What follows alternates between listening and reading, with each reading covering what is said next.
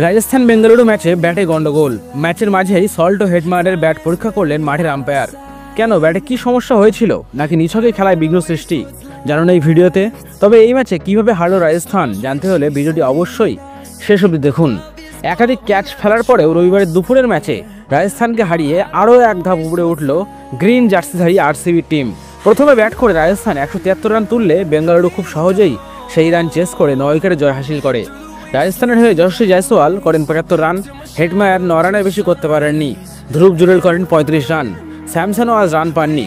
বেঙ্গালুরুর হয়ে একটি করে উইকেট তুলে নেন ভুবনেশ্বর কুমার, ইয়াশ দয়াল, জশ হ্যাজেলউড এবং ক্রুনাল পান্ডিয়া।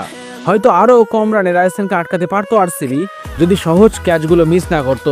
এমনকি বিরাট কোহলিও একটি রসগোল্লার মতো ক্যাচ মিস করে। তবে আরসিবির ম্যাচ জিততে কোনো অসুবিধা না হওয়ার কারণ ছিল আরসিবির মতো রাজস্থানেরও ওই একই রোগ হওয়ায়।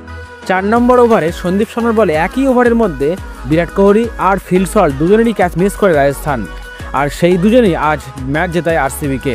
পাওয়ার প্লের মধ্যে রাজস্থানকে ম্যাচ থেকে আউট করে দেন ফিল সল্ট, 65 রান করেন তিনি। আর তারপর তিনি আউট হলে দলকে এগিয়ে নিয়ে যান বিরাট কোহলি, তিনি নট আউট 62 রান করেন।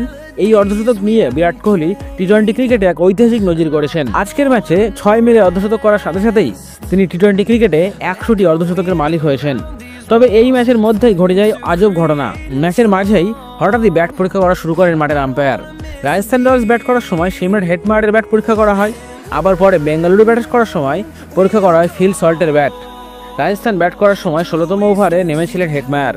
তিনি ব্যাট করতে নামার পরই দেখা যায় আম্পায়ার তার ব্যাটের মাপ পরীক্ষা করছেন। আইপিএলের নিয়ম অনুযায়ী লম্বাই ব্যাটটি 38 ইঞ্চির বেশি হবে না।